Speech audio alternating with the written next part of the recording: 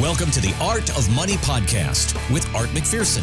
Thanks for listening to the Art of Money Podcast, artofmoneyradio.com for more information or to schedule that initial consultation. Appreciate you subscribing. Now, let's get to the show. Luke McCarty, last week, we had the opportunity to go to Yale University. I had no business being on that campus, but we were there. I felt smarter too, looking at their library and behind the glass case, and the books were from the 1400s. Mm-hmm. It was amazing, that just the architecture, the nostalgia, right? The history. It felt like I was more important than I am just walking through. Not even going to school there. And of course, the kids, they look like the kids are getting younger because, I'm they all older. look like they're 12, but they're brilliant. But they're brilliant, yeah. The reason we were there is that Luke McCarty had the opportunity to sit down and have a conversation with Roger Ibbotson, who is the professor of finance at Yale School of Finance, and William Goetzmann was there. He's also a professor of finance and management at Yale. And these are two very well-known, well-respected titans of the industry in finance. They've won numerous awards. It may not be a household name to you or me, but Luke, to you and to some of the other people we had with us, they were pretty excited to meet Dr. Ibbotson. Yeah, very excited. I mean, he's put together a lot of custom indices. He has his own hedge fund. He's a big proponent of, not outliving your money. He's involved, internally in the workings of quite a few annuities. And it was interesting because, while we were there, they gave a presentation. So Roger Ibbotson and William Goetzmann, who's another professor there, they were presenting, and they pulled out these artifacts. I mean, we just jokingly talked about the library and these old books, but they pulled out these artifacts from, the 1200s of the 12 and 1400 range, where it's one of the first annuities. And it was a lifetime annuity. And from the city, it was guaranteed to this gentleman to pay his sons and kids out for the remainder of their lives at 6%. And it's all documented when we think of, the history of math and the history of investments and the time value of money. I mean, we were talking about things from, the 1400s and, even the 1200s. And just it's wild to think that some of these things that we're currently doing, that's when they started. So with that, wanted to hear a clip of this conversation. Here's Luke McCarty, one-on-one with William Goetzmann and Roger Ibbotson from the campus of Yale University. All right, well, Dr. Roger Ibbotson, Professor William Goetzmann, thank you for the invitation to Yale University. We heard a presentation from you a little bit ago, and we're sitting in Morey's, right? What is the significance of Morey's to Yale University? Well, I guess it was, first of all, it was built in 1849, and it's been a kind of the faculty meeting place over the decades. Maybe not quite as much today, but certainly historically that was the case. Awesome. So a lot of famous professors, a lot of famous faculty probably sat right here in this room or in our waiting rooms, right? And the students, of course. And the students, of course. It really, I think you could just, even the table, every table in Morey's is marked up with etchings and so forth. So this is obviously a place where the students were heavily engaged. Yeah, for sure. Switching to finance, right, while we're here. So we talk about this a lot with our clients. At what dollar level will the national debt matter? Right, we've gone up $10 trillion in the last probably 8 to 10 years, right? What do you think the limit is? I don't think there's a limit, but it matters now. It matters. It definitely matters now because the national debt as a percentage of GDP is now greater than it was at the end of World War II. So this is a serious amount of national debt. And it's more serious because interest rates are now up.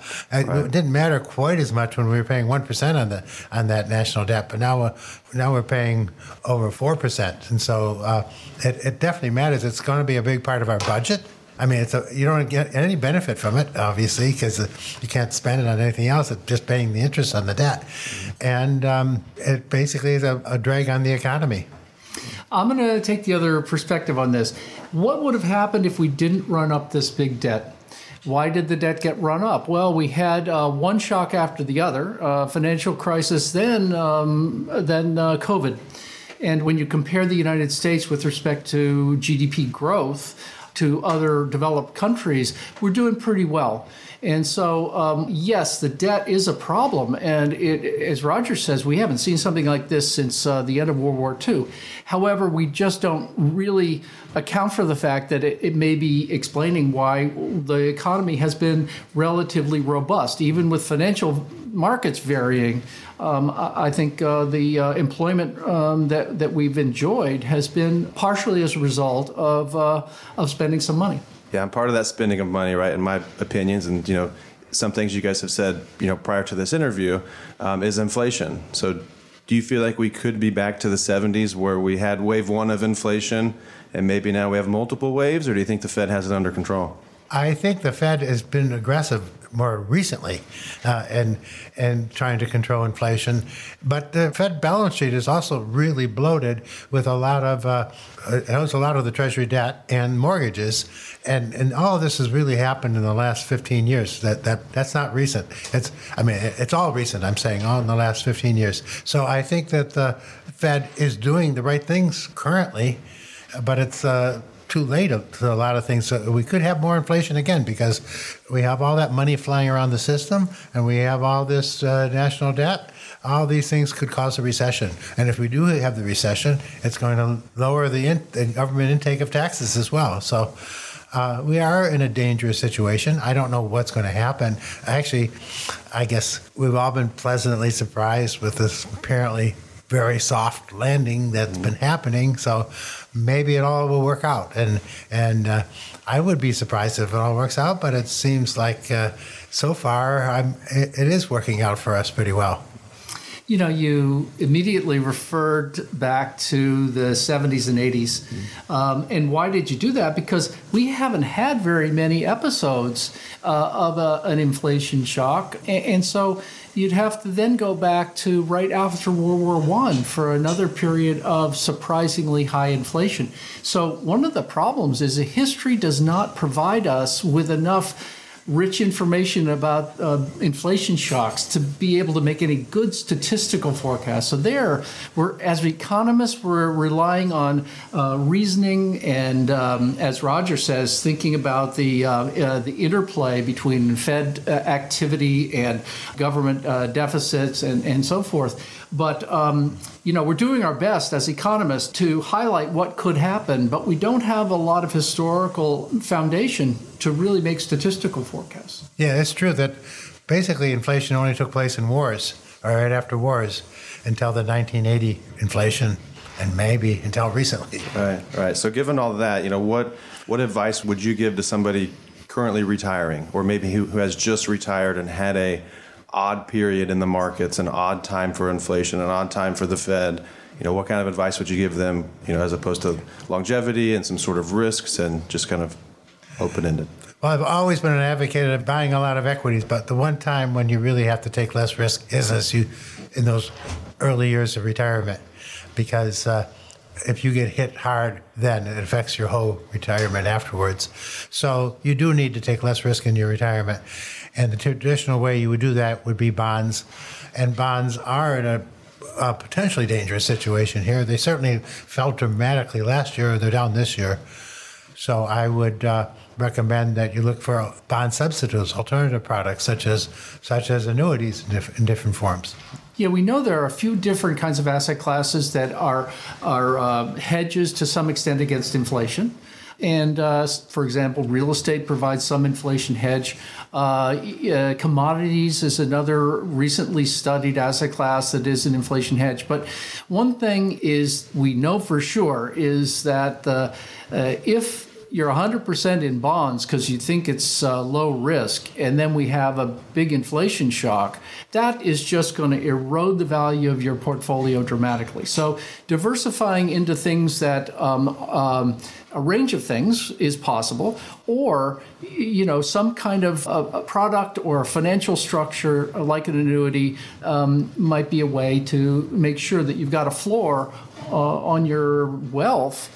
And and even especially things like life annuities might help you plan might help you hedge against longevity risk, which is what most of us would think about when we're approaching retirement.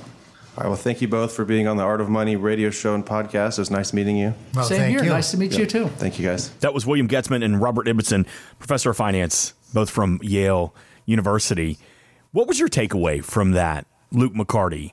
When you got done with that conversation and you're thinking, how can I take the information they pass along to me and how can I help out the families that we serve at the McPherson Financial Group? Some other viewpoints were in line with ours. Of course, when it comes to risk, even Dr. Ibbotson, who's now 80 years old, talking his first comment when I said, what would you recommend to somebody early in retirement or getting ready to retire? And he kind of started with, well, you want to own equities, but at that time in your early stages of retirement, it's not the time to take that much risk because a bad market cycle could change the way your retirement plays out for the rest of your life. And, he comes up with some solutions and some alternatives, one of them being an annuity to pass the risk on to the insurance company.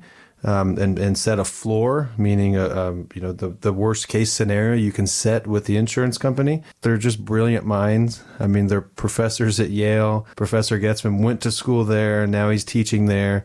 Dr. Ibbotson has a hedge fund we didn't even talk about, his own investment company, and he's written a lot of books and a lot of publications. So just having their minds and their viewpoints and being able to ask them questions was very interesting and a lot of fun. It's funny, Art McPherson gets to sit down with like Bill Murray and Brad Paisley and Tim Tebow. You get to sit down with two world-renowned professors of finance. I will sit down with the economist, right? And well, I'll tell you this, though. I know that, Art McPherson, we have the Artist Vault. He really has some incredible interviews with a lot of celebrities across the spectrum. But kudos to you, Luke McCarty. I know it was kind of a fun situation, kind of a different situation to be in this old historic restaurant, talking to these finance professors on the campus of Yale University. You held your own, and I think you did the McPherson Financial Group proud. Well, thank you. I appreciate the feedback. Thanks for listening. Want more from Art McPherson of McPherson Financial Group? Find us online at artofmoneyradio.com. We are an independent financial services firm helping individuals create retirement strategies using a variety of financial and insurance products to custom suit their needs and objectives. Securities offered through World Equity Group, Inc., member FINRA and SIPC, a registered investment advisor. Investment advisory services offered through ProStatus Group, LLC. McPherson Financial Group and ProStatus Group, LLC are separate entities and are not owned or controlled by World Equity Group, Inc. Exposure to ideas and financial vehicles discussed should not be considered investment advice or recommendation to buy or sell any financial vehicle. Past performance is not a guarantee of future results. Investments can fluctuate and when redeemed may be worth more or less than when originally invested. Investment financial professionals are not licensed in all 50 states. Art McPherson is not affiliated with nor endorsed by the Social Security Administration or any other government agency and does not provide legal or tax advice. Please consult with your attorney, accountant, and or tax advisor for advice concerning your particular circumstances. Annuity guarantees rely solely on the financial strength and claims paying ability of the issuing insurance company. By contacting us, you may be provided with information about insurance and annuity products offered through Arthur McPherson. Florida Insurance License number A174725.